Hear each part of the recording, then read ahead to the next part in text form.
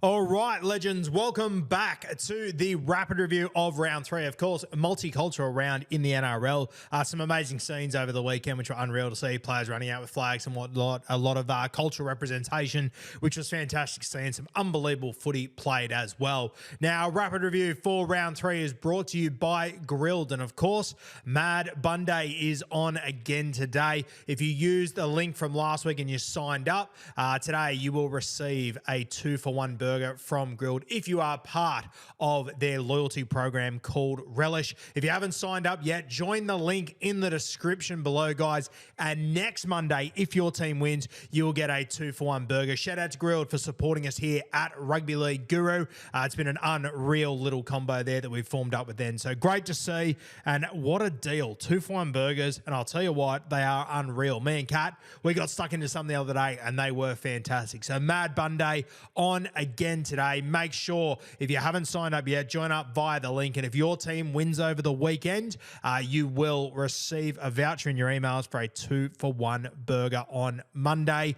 Mad Bunday, how bloody good. Unreal. If you're a South Sydney fan, you might be going hungry. Titans fans, you guys are going to be starving. Shout out to you West Tigers fans, especially Hammy. I know he'll be getting stuck into a 2-for-1 tomorrow at Grilled. So unreal scenes. Make sure you sign up. The link in the description. Support the people that support us here at Rugby League Guru. Now let's get stuck into the rapid review from round three, coming to you live from the CBA Centre of Excellence. It's about midnight on Sunday night. I'm doing the hard yards here for you guys, but I want to get it all out on Monday so you guys can enjoy it. Let's get stuck into the very first game. We had the Penrith Panthers 34-12 over the Brisbane Broncos.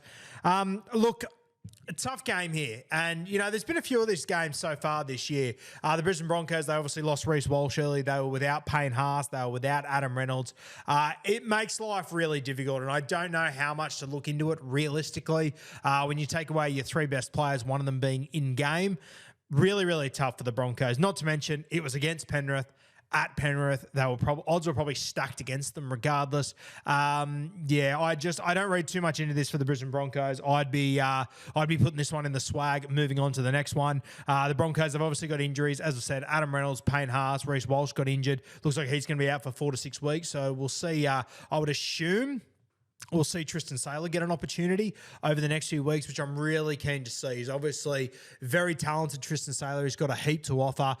They could move, Selwyn Cobbo there or whatnot, but I don't think they will. I think they'll persist with Cobbo in the centres.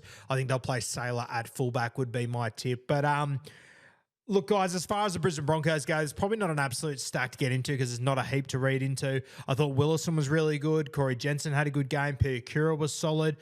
Selwyn Cobbo obviously had to move to fullback and sort of positional-wise got picked out a couple of times. But I'm not going to read too much into this Brisbane Broncos performance. It is the rapid review, so I'm sure with Kempy tomorrow on Bloke in a Bar, which you'll all consume, we'll get stuck into their game a little bit more and the particular players. But honestly, performance-wise, I don't read too much into this. It just is what it is, unfortunately.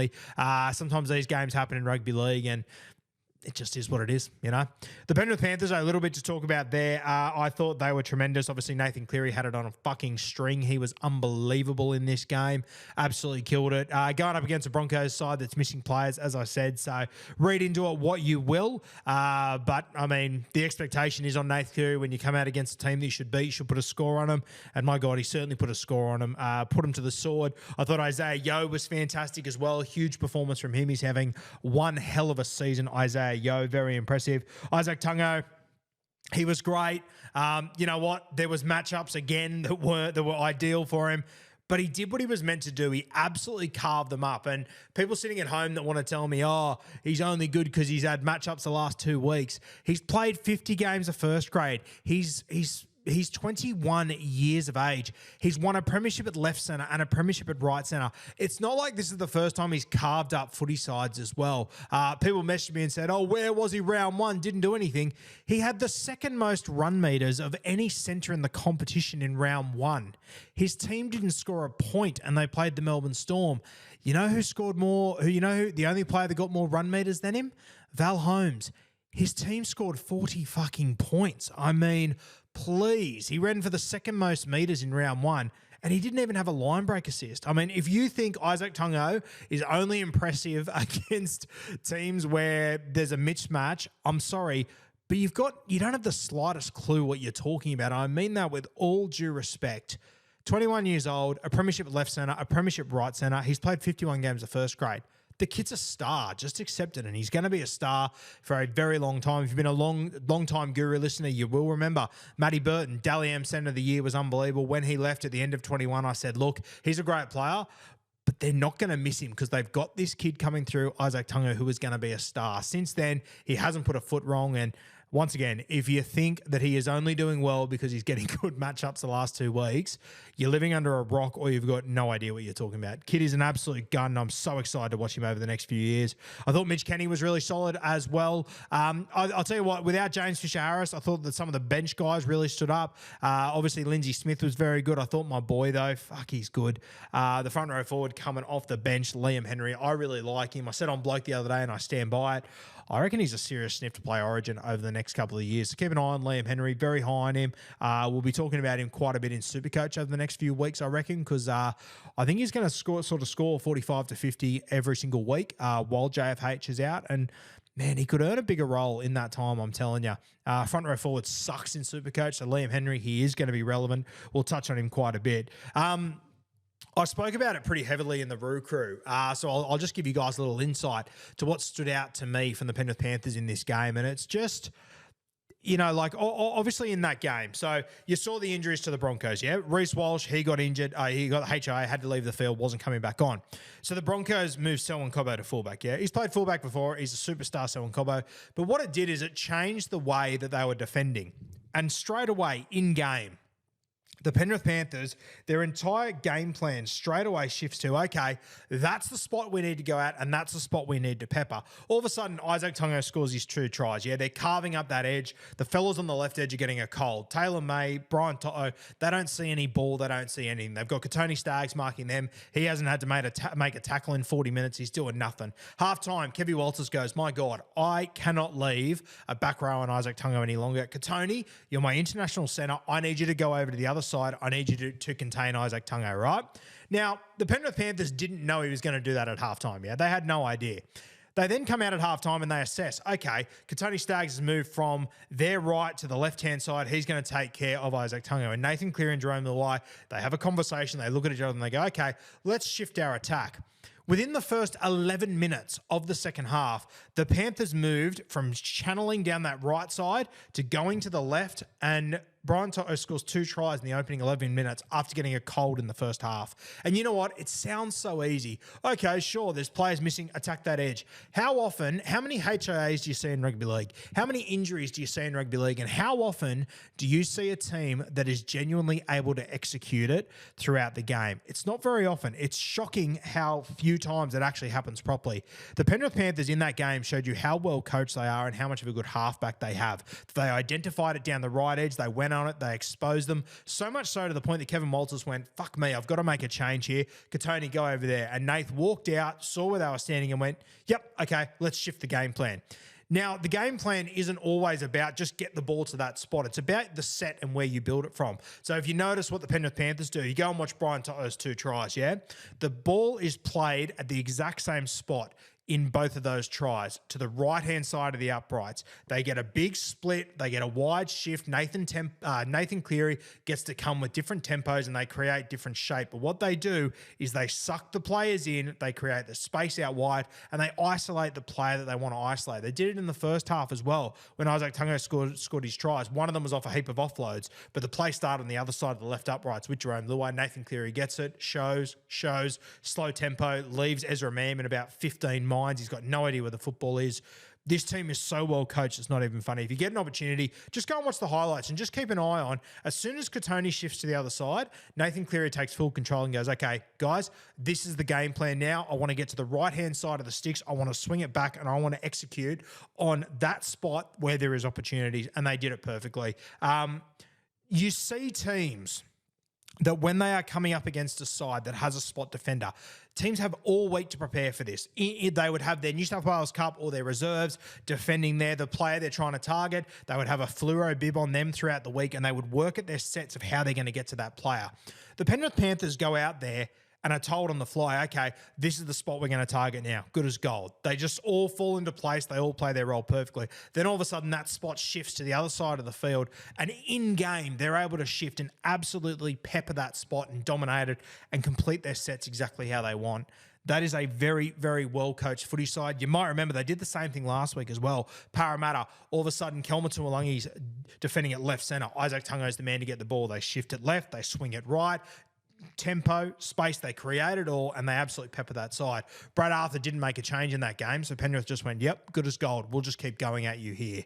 You find a weakness in your opposition and you absolutely hammer it. And that's what separates the Penrith Panthers from all these other sides. Meanwhile, you defend your ass off. You do what they do every week. You're going to be very hard to beat. But that was the number one thing that stood out to me from this weekend is how the Penrith Panthers adapted their attack based on what the Broncos did and what they saw in front of them. And it is full credit to Ivan, Nath, and you might not want to give it to him, but Jerome as well. Yeah, these three, they are just geniuses. And it was, as a footy nerd, it was the highlight of my weekend watching it. Unreal stuff.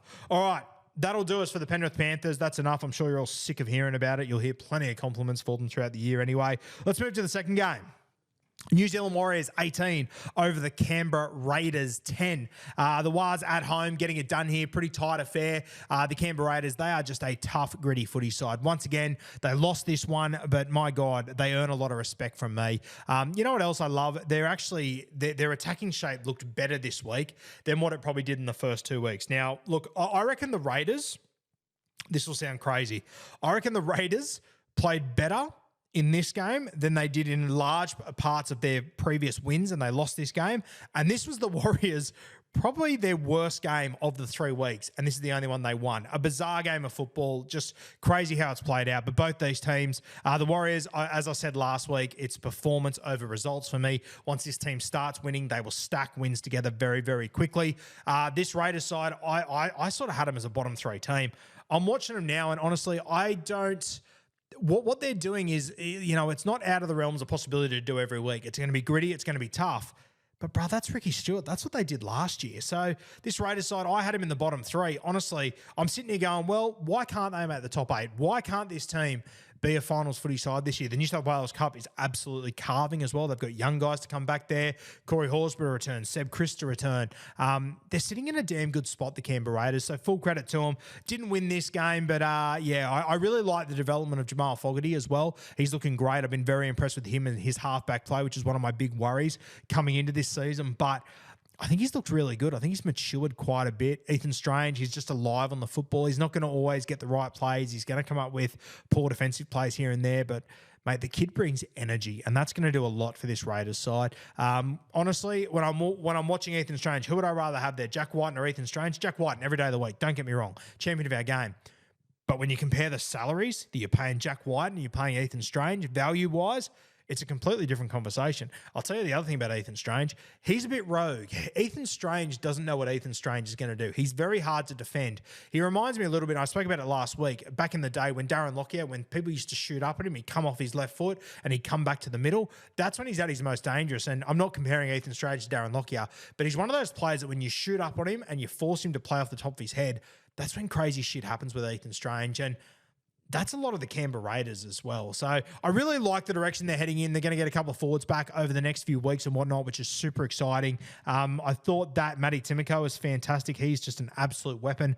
We called him a strike centre last year, and I stand by it. Jordan Rapana just does the job every single goddamn week. When you get to the start of every season and you see Rapana at fullback, you go, oh, geez, can't the Raiders do better?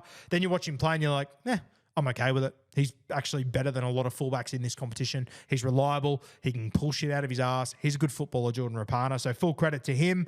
As I said, I thought that Matty Timoko was unreal. 135 odd run meters, a line break, 2 line break assists, 1 try assist, 3 tackle breaks. Very good. Jordan Rapana, 8 tackle breaks. He just does it again. Fogarty, I thought was solid. Danny Levi, geez, he makes some rogue decisions, Danny Levi, but I think that's just who he is. And I mean, surely they know, right? I'll tell you what, Zach Hosking came on and played about 60 minutes.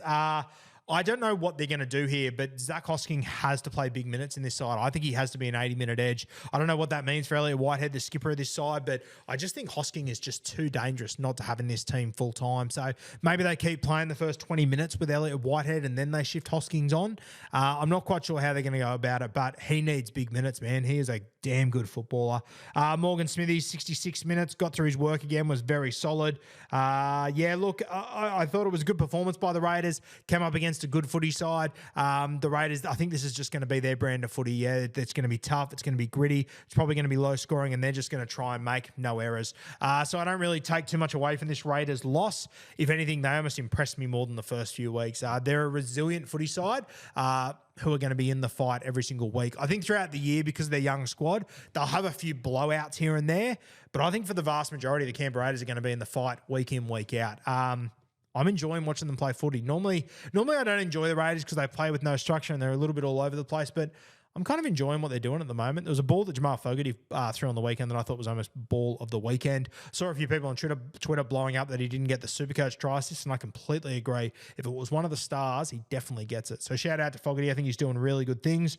Canberra Raiders, if anything, I'm more impressed with them coming into this week. I'm more impressed now than I was coming into this week, despite a loss. The Wars.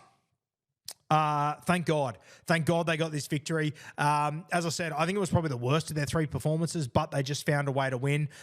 This is a very, very good footy side, the New Zealand Warriors. They are well coached. They're well drilled. I think you could see that on that AFB first try, just the amount of shape that they throw at teams, the structures they throw was just brilliant. I love the way they use AFB in different spots in shape.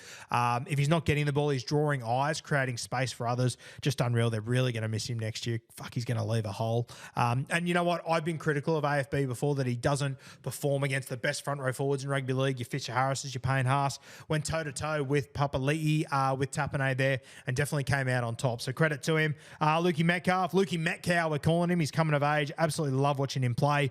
You guys that have been listening to this podcast for quite some time, I never gave up on Luke Metcalf. I always thought there was a star there. He just needed someone to back him. And the Warriors, they have backed this kid, and you can see he's confident, which is great to see. Sean Johnson, solid.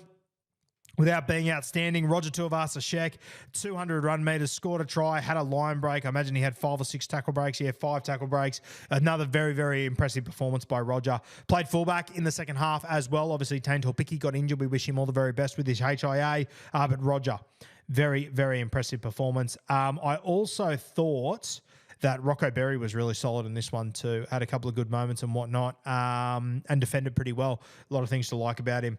Jackson Ford, couple of missed tackles, couple of handling errors. Just needs to get that shit out of his game because, my God, he gets through a lot of work. 164 run meters and made 40-odd tackles. So Jackson Ford brought his shovel, as did Tohu Harris, as he always does. Obviously, Wade Egan was ruled out of this one, so they lost him again. The Warriors, they found a way to win against a decent side, the Canberra Raiders, without Wade Egan, without Charles Klokstad. They'll be a much better side once they get those guys back. They also did this without Dylan Walker, which might not sound like much, but Dylan Walker is really important to this side, the role that he plays. So the Warriors, they were better in their first 2 games and lost. They were worse in this game, but they just found a way to win against a gritty opposition. So full credit to them. A good win by the Wars. Sometimes you just need to get your first win and move on. All right, let's move to the late game. Good God. Roosters, 48 points to 6 over the South Sydney Rabbitohs. And look, the Roosters, not a stack to talk about, to be completely honest with you. South Sydney were very flat. They gave it to them. Forwards were tremendous. White was great. Rhea Hargraves was everywhere. Terrell May came on, played his role. I thought James Tedesco had a blinder. He was sensational. Sammy Walker was everywhere. Sandon Smith, that's probably my one talking point. And I mentioned it during the week that I genuinely think there's a world that Sandon Smith and Sam Walker could be the better halves pairing than Keary and Walker. And that's really disrespectful to Luke Keary, but I kind of believe it, to be honest with you. So we'll watch it over the next few weeks. I'm not quite sure when Luke Keary is available again. Knowing the Roosters, they'll probably take their time when you've got a guy like Sandon Smith performing the way that he is. I don't know if you rush Keary back in, but just keep an eye on him, man. I think he's such a talent. I think he's just got so much ability, Sandon Smith. I think he's slept on at the moment. Maybe not after last week, but Christ, he did some really nice things, had some nice plays. Great to see Connor Watson, his first game back. I absolutely love Connor. I was speaking to him on the weekend. He's going to jump on the podcast over the next few weeks, so stay tuned for that. Absolutely love Connor. Just a funny little bugger. All energy. I caught up with him in Vegas for about 20 minutes or so. He just came over to me after captain's run, and we're having a yarn and whatnot, and He just found out the day before that he'd missed the 17 for the Sydney Roosters. He was devastated, beside himself, and just sort of said, "Mate, stand on Smith. He's won the 14 jersey. He's a great player. He deserves it. I'm just going to have to work hard and show what I can do." He went back to New South Wales Cup, played lock forward. I think he played 80 minutes both weeks and absolutely worked his dick off. Came back into first grade, was really good. Had to play a bit of 5'8", bit of hooker, scored a try. I love Connor Watson. I've got so much time for him. Such a good fella and a very, very talented footballer. Joey Manu, solid once again. Dom Young was everywhere, doing an absolute heap. Joey Manu as well. I'll tell you what. Sorry, Dom Young as well. Michael Jennings, 18th man. What a story. Unbelievable. Crazy. But yeah, look, a good win by the Roosters. They just absolutely dominated South Sydney. They would have really enjoyed that one. I thought Victor Radley was very good as well. Angus Crichton, really solid off the bench. I think it'll be interesting to watch him over the next few weeks. But yeah, look, the Roosters, 48 points to 6. I think the scoreline says everything you need to know about the Sydney Roosters. They were just all over them. South Sydney, probably more to talk about here. Christ.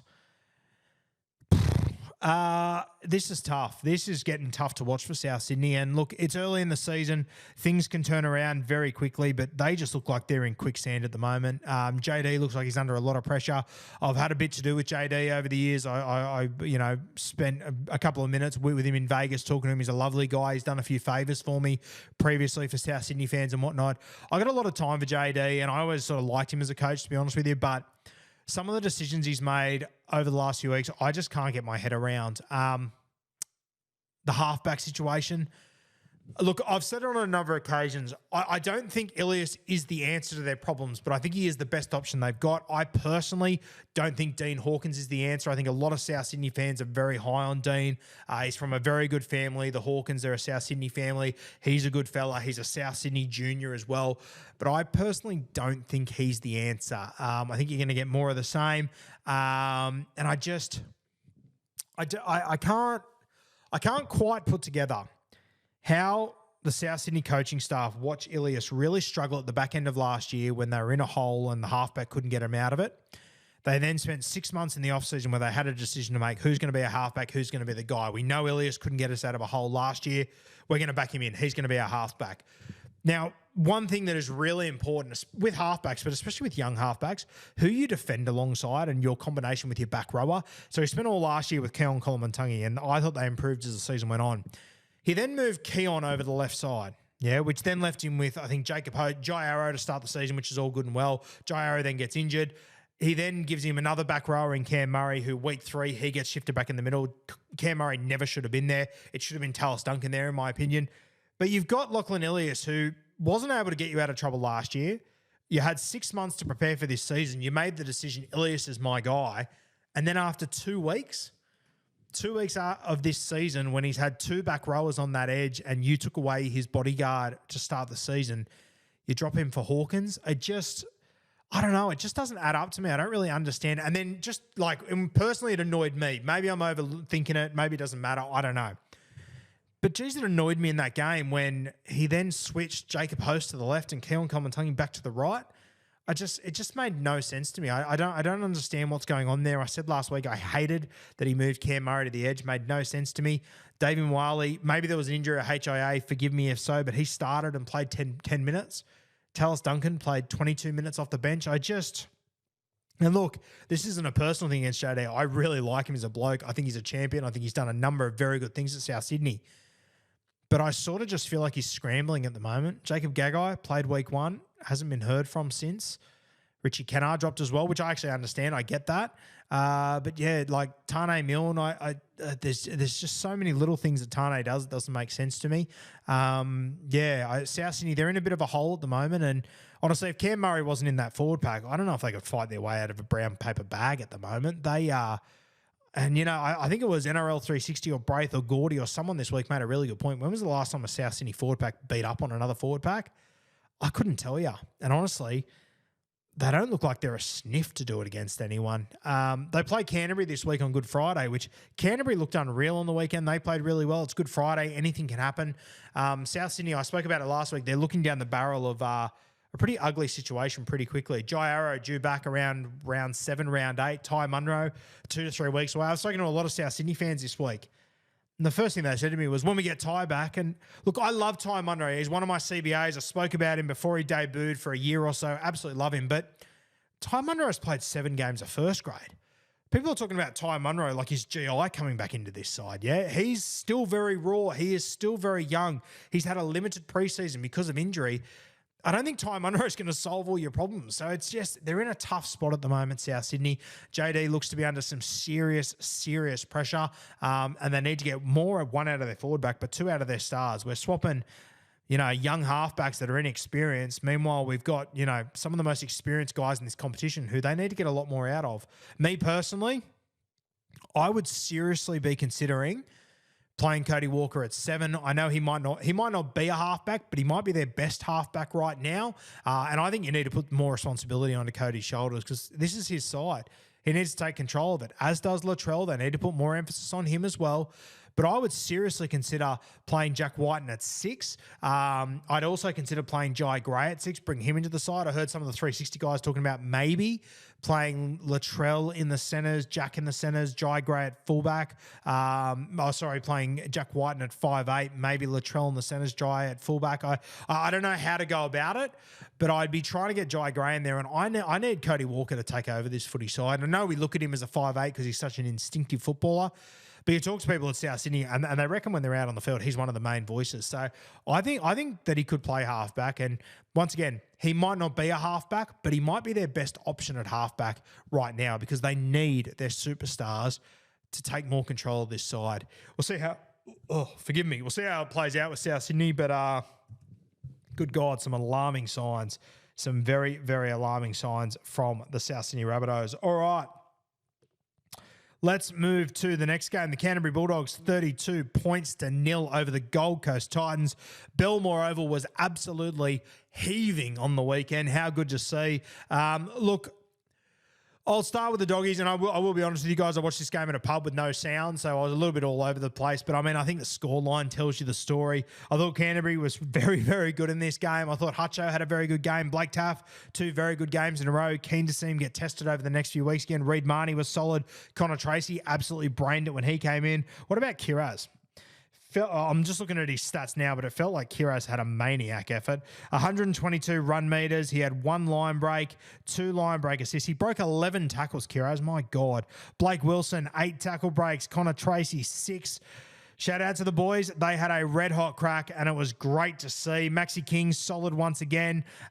You saw Curran come off the bench for a great stint. I thought both the back rowers, they were unreal.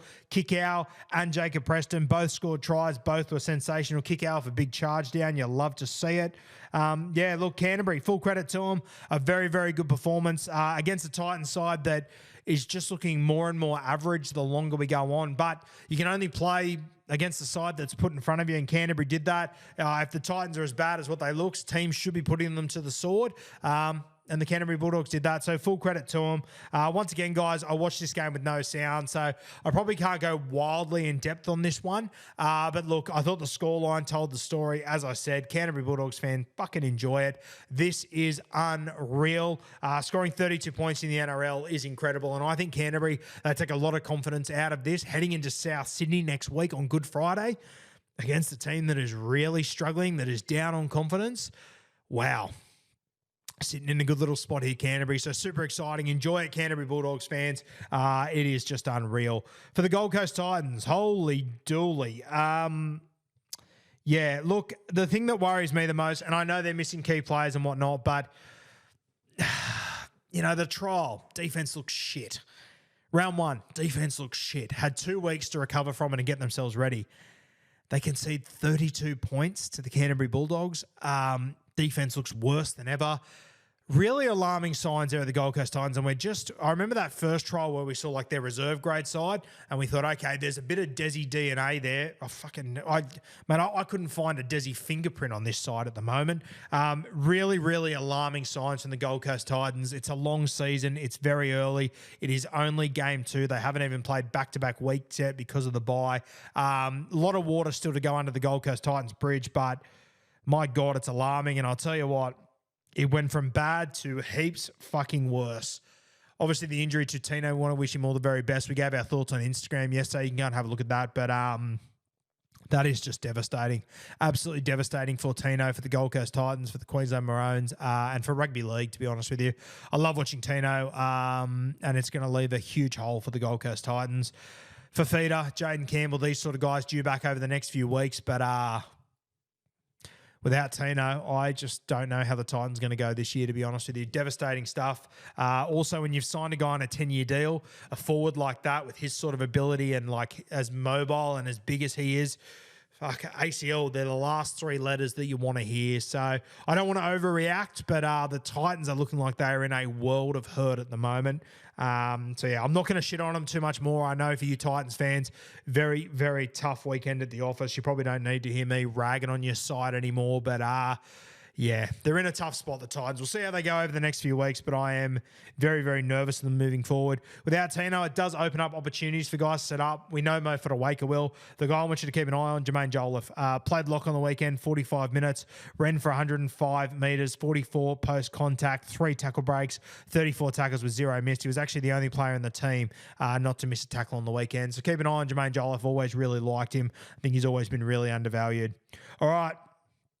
Let's bury that. Let's move on. The St. George Illawarra Dragons against the Cowboys at Netstrata Jubilee. The Cowboys winning this one 46 points to 24. Cowboys scored early through Murray Toilangi, and then they just fell asleep for 20 minutes. And the Dragons ran out to a pretty good lead at one point. I think they led about 18 points to 4 at one point. And you thought, oh my God, the Cowboys, we're back to the roller coaster. Dragons, they're back. They're looking good. And then the Cowboys switched it on and absolutely blew them off the park. It was wild. And, mate, when this Cowboys side gets rolling, they are near impossible to stop. They are such a good footy side to watch. And I don't know, and I know the 7-tackle set's only been around for a few years, but watching this Cowboys side in the first few weeks, I don't know if there's ever been a team that'll hurt you so much of a 7-tackle set. They just flood the middle, they offload, and you have a 7-tackle set, and all of a sudden you look up 4 tackles later and you're defending on your 20 going, what on earth just happened?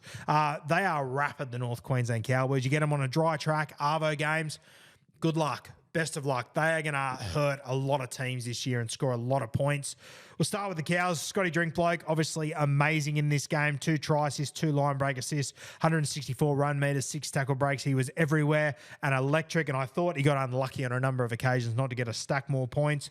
Val Holmes, good God. 18 points, 1 try, 7 goals, 21 runs, 247 run meters with 107 post-contact, 2 line breaks, 1 line break assist, 1 try assist, 7 tackle breaks.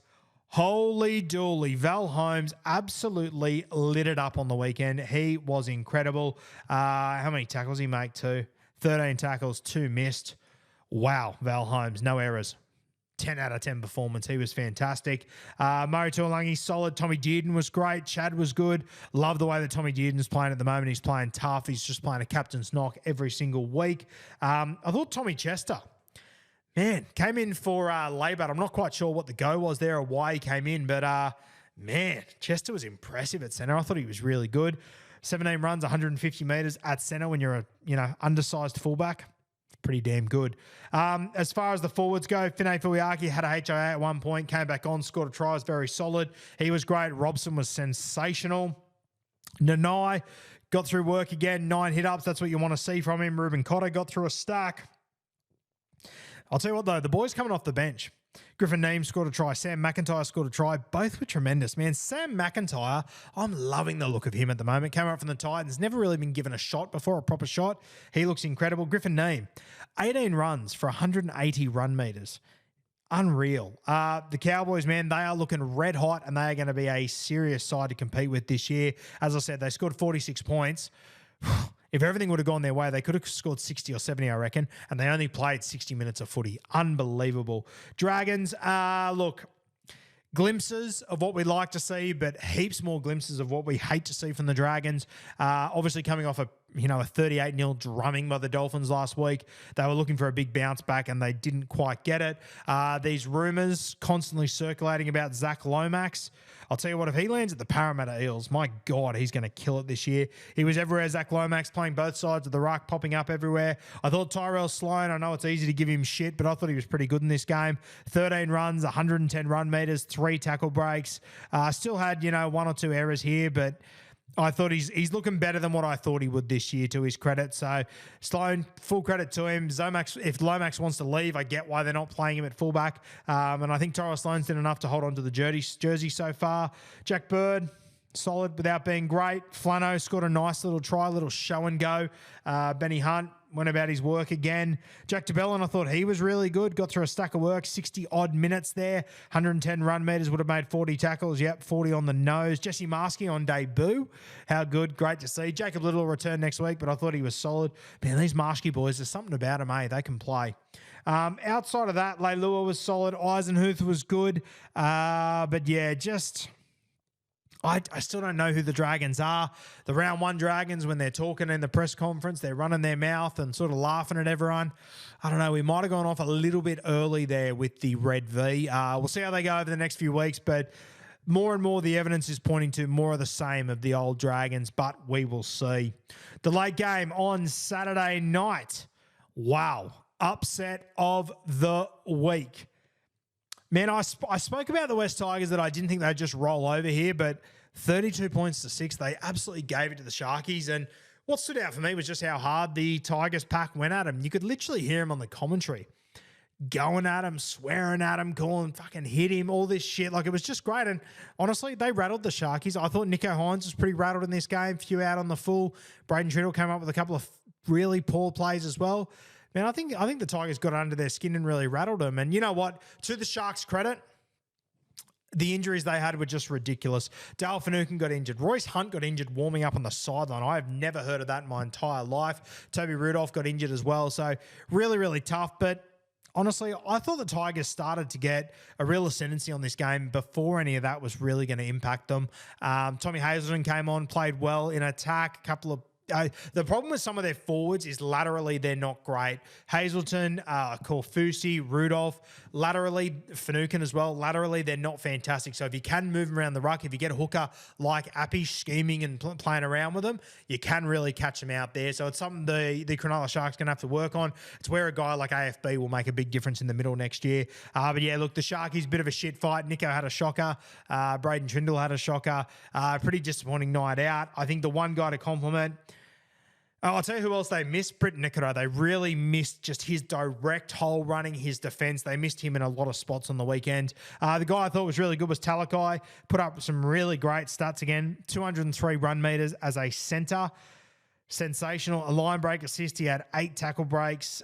He was very, very good, Sifar. I was very impressed with him. He's having a cracking season, and he might not be the perfect centre. He might have his downfalls, but my God, you can't just keep on ignoring what he does with the ball in hand. He's been incredible, Sifra, and I would not want to mark him. Miss me with that. I thought Mulatalo was solid as well. Came up with some good plays, worked hard. The hards, it's just taken a lot of time to gel. I said this in the preseason. I think it's still going to take time. Look, I'm not going to go too heavy on the forward pack because they had a lot of injuries. They had a lot of things go against them. The guy that I did think had a cracker was Cam McInnes. Fucking felt like he was everywhere. 114 run meters. How many tackles did he get through? 42. Very impressive. Jack Williams, first crack on the edge. 43 tackles there. Obviously, defensively, missed a couple as well, but he did get through a lot to his credit. But yeah, look, when you look at the missed tackles, the only players that didn't miss tackles were Finucane and Royce Hunt, who both got injured. Everyone else missed tackles, and the vast majority missed multiple tackles.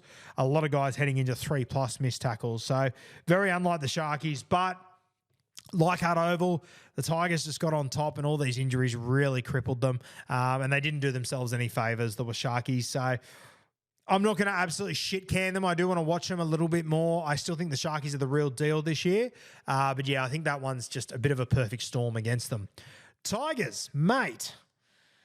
You're going to absolutely murder those grilled burgers this week, and so you should. How bloody good. Great performance. The Dream Buller was fantastic. Some really nice plays there. Justin Olam was strong. Junior Tupu, fuck, he's a handful. Really good signing for the Dolphins. Fate Ape had some good moments. Good to see him finally sort of starting to find his feet. Galvin, though.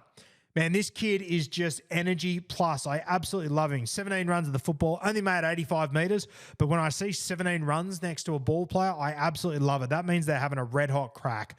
2 line break assists, 1 try assist, 1 tackle break. The big thing for me, though, 22 tackles, 0 missed. Galvin is the real deal, and he's doing some fantastic things. Once again, reminds me a lot of his looks and the way he plays like Michael Morgan. A very, very talented player with a big future. Caesar, I thought he dictated terms really well, controlled this side, put him in the right spots they needed to. Much better than Bud Sullivan did last week. So I think Caesar, he is locked into that 7 spot for the foreseeable future. Stefano was really good, 180 odd metres. He was great. 60 minutes there too, which is good to see. But the star of the show, Appy. Man, this guy, I'll tell you what, I saw a comment on the weekend which had me thinking, and if you're Manly, holy dooly. Do you remember when you had Appy a few years ago and you sort of let him go because you had Nace Finu? He's obviously not in our game anymore. Appy since has gone on to be probably the most dominant hooker, or definitely the most dominant hooker of the last 3 years, winning 2 premierships, going to the Tigers, performances like this. A real sliding doors moment there for the Manly Seagulls, and that's with all due respect to Lockie Croker, but could you imagine if they have the forward pack they have, the Manly Seagulls, with Appy at 9? Wow, they would be dynamic. But a great get by the West Tigers getting Appy. Had Gastro in this game as well. I'll tell you what, when I have Gastro, I'm lucky to make it to the toilet, let alone into first grade. And to dominate in first grade like this, incredible work from Appy. He was fantastic. 2 line break assists, 2 try assists, 3 tackle breaks, 42 tackles, only missed 2. His ruck recognition, it is just second to none in this competition. He's a freak, Appy. And he would be in my New South Wales 17. I've said it a few times. Everyone wants to talk Cook and Reece Robson, which is fair. Bruh, Appy has to be in that side. And I personally think Michael Maguire, he won a grand final with Appy. I think he picks him. I think he'll come off the bench. I think Reece Robson will start for the Blues. Isaiah Papali'i looks to be getting back to his best, playing some great footy. We said on Bloke last week that I expected Fanua Bole to get a start in the 13. Really good. 152 run meters. How many tackles you get through? 31, only 1 missed. Love this kid. Big, big future. Alex Seyfarth, good bounce back from him as well. Had an absolute shocker last week. Came back with a good performance. And Finu as well, coming off the bench. Played 50 minutes, was very impressive. So shout out to Benji. What about Benji in the post-game presser? Scucks deluxe, my guy, looking unreal, and great to see the West Tigers getting off to a good start finally. I'm interested to see if any of the journos want to credit Benji this week for how hard he worked, because he wasn't working hard enough last week. Put 30 on the Sharkies. So not bad, Benj. Good on you. Let's move to the Sunday afternoon games. We've got the Parramatta Eels 28 over the Manly Seagulls 24. Bit of a scrappy game, a lot of errors and whatnot, but I thoroughly enjoyed this game. I'll tell you what, early when it was 12-0 and Manly were flying, I thought, oh my God, they could put 50 on Parramatta here. Geez, the Eels did well to fight their way back into this. It was so impressive. We'll talk about Manly first. Obviously, Tommy Turbo exploded early, first try scorer. Great to see. Looked great throughout the game. Got unlucky in a couple of moments. He looks electric at the moment, Tommy Turbo. Jackson Paulos got a nice little try. Some great ball playing by DCE and Luke Brooks down that right edge. Great to see Brooksy floating over there as well. You love to see it. Looking very confident at the moment, Brooksy. Ruben Garrick scored just on halftime. Obviously, that combination there of Morgan Harper and Blaze Talangi getting really, really tested. Morgan Harper, probably a yard too slow to play wing realistically, but he didn't pick himself on the wing. Blaze Talangi on debut, I thought he did some good things. We'll get to him soon, but obviously defensively did struggle in the first half. I also don't think centre is his best spot, and I think when he gets to the end of his career, I reckon a very small part of it will be played at centre, but we'll see how that all plays out. I'll tell you what, one negative with Manly, man, Burbo looked gassed, gave away a couple of penalties, few errors. A little bit disappointing from Burbo, and Corey Waddell came on and looked a million, scored a really important try. So interesting few weeks for Burbo. I can't believe we're finally watching him start, and I'm worried he could lose his spot, and I'm not. And Josh Schuster isn't even in the picture.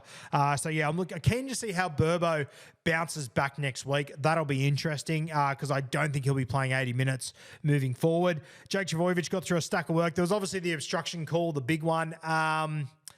Yeah, tough one, eh? Look, was it a try? Yes, it should have been a try. But with the way that the rule's done, I understand why they said no try. And the reality is, if you're Jake Trbojevic, you cannot stop in the line. We all know the rules. We know they're a bit pedantic on it, but it is the rule. We all know it. It was no shock. You can't stop in the line. So if you're gonna stop in the line and you're gonna provide the bunker with the opportunity to take it off, they probably will. So, lesson to be learned there. I hate it, guys. I absolutely hate it. But by the letter of the law and with the way that they rule, it is a no try. You either have to pull up before the line or go through the line. One of the two. You cannot stand in the line. And when your ass is falling out and you're exhausted, God, it's easy for me to say sitting on my fat ass over here, but it is just the reality of it. You have to go through the line or pull up before. Tough one there, but I get why they made the call, and it didn't shock me that they made the call. Outside of that, guys, for the Manly Seagulls, not a heap to touch on. Thought Kohler was pretty quiet. I just wanted to get involved in the game, eh? Taniela Paseka, solid as again. But yeah, look, you have a look at their forward pack. Not a single player ran for over 100 metres, the Manly Seagulls. So, yeah, not great for them. Let's move to the Parramatta Eels. I thought at 12-0 they were no hope. I thought they were going to get blown off the park here, and the way they fought back in it was very, very impressive. Nice little play by Will Pensini to cross Mitchy Moses then. What about that offload from Junior Bolo? He's an absolute freak. Probably a very, very poor defensive play on that moment by Luke Brooks. Burbo obviously bodied up on Junior Bolo, but Luke Brooks had to do more, and they have to wrap the ball up when Junior's got it. So I felt a little bit sorry for Burbo in that play. Pretty poor from Luke Brooks there.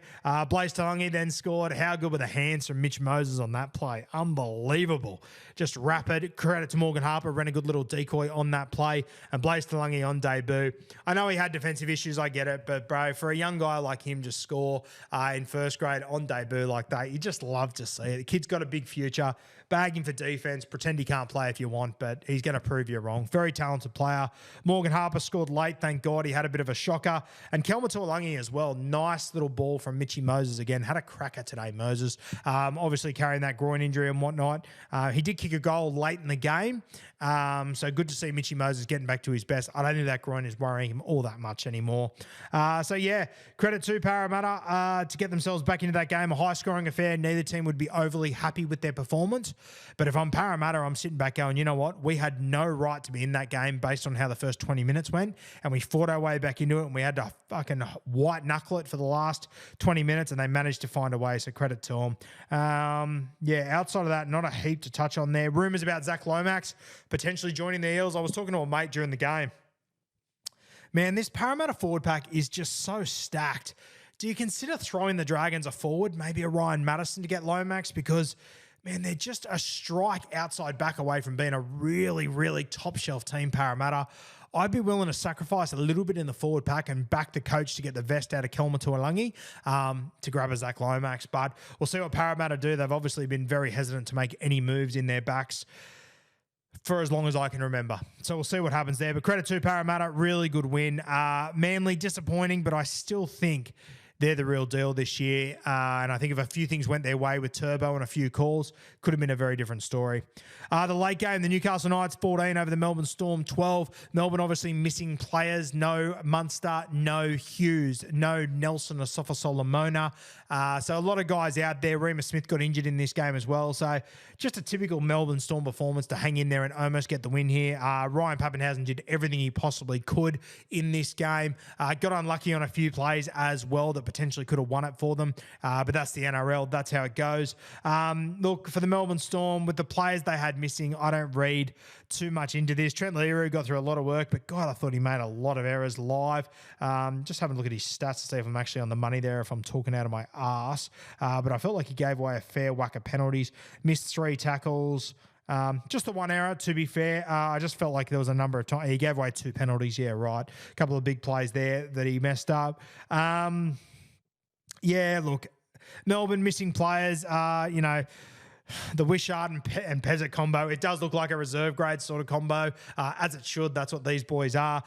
Wishart doesn't even, play in the halves. We did back him as an anytime try scorer in this game. Our little Smoky crossed at about $7. Thanks for coming. Whenever you get an NRL team that's a decent NRL team that is missing their first choice halves and you've got substitute halves in, they tend to be a little bit out of sorts and they tend to run the football quite a bit. If you have a look at the stats of these two, Wishart had 11 runs, Jonah Pezzett 6, so not a stack. But it didn't surprise me to see Wishart cross in this one. Very, very talented player from very good pedigree. Yeah, Ellie Katoa was solid. Obviously, without the halves, it's tough. Harry Grant just tried and tried and tried, but a tough night at the office for him. And yeah, look, the Melbourne Storm, missing players. I don't really read into this one all that much, guys. They really did push the Newcastle Knights, who missing a couple of guys, Greg Marshall and whatnot, but yeah, I thought early the Knights were going to give it to them. And the Melbourne Storm, they showed a lot of resilience. What I would take from this is the Melbourne Storm missing players with guys defending in different spots. Sean Bloor playing his first game, the two halves out.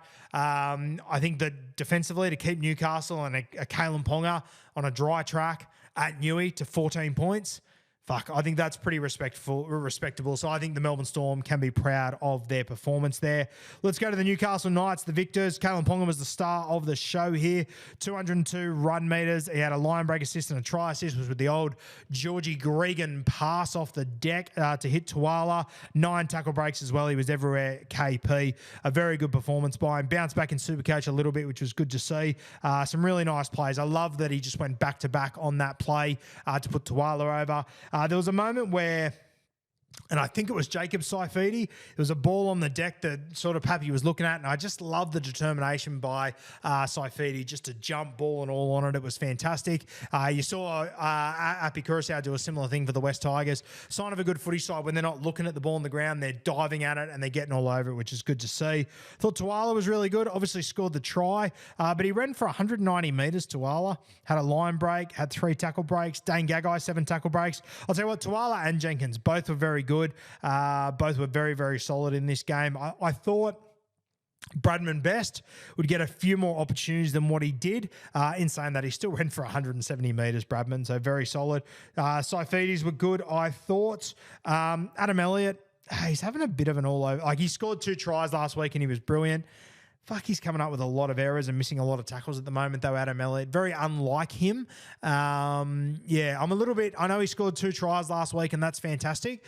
But yeah, by the standards I have for Adam Elliott, because I think he's a very good footballer, a little bit disappointed with how he started this season so far.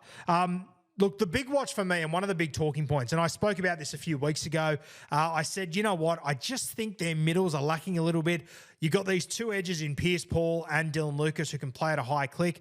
I'd seriously consider moving Tyson Brazil back to the middle. And they actually did it this week, which was fantastic to see. You saw Dylan Lucas, when he came on, he went to the right edge. They moved Tyson Brazil into the middle, which I thought was fantastic. They also left Kai Pearce-Paul out on the edge for the full 80 minutes, which I absolutely loved as well. So hopefully they do that moving forward. I'm not sure if you guys can hear this beeping that's in the studio. I'm not quite sure what it is. We'll work that out later, but apologies if you can hear that. It's annoying the shit out of me, I'll tell you that much for free. But I really like that move by Adam O'Brien. I think Kai Pearce-Paul should remain as an 80-minute guy on that left edge. I think it's just going to open so many opportunities on that side. Jaden Brayley, good to see him back for his first hit out of 2024. I think he's going to be very important to them this year. I think the 1-2 punch of Phoenix Crossland and Jaden Brayley, I think it can be very, very successful. All right, legends, that will probably do us for our rapid review brought to you by Grilled. The link is in the description. Sign up so that next week on Mad Monday, you can collect your 2-for-1 burgers if your team wins on the weekend. If your team won this weekend and you are already signed up to the loyalty group Relish, you can go and collect your 2-for-1 burgers tomorrow or today, depending on when you're watching/listening on Monday. Super exciting. Thank you to Grilled for sponsoring the rapid review. Hope you enjoyed this content. Make sure, guys, if you want to join the Roo Crew and get early access to shows and podcasts like this, hit the link down here that says Roo Crew.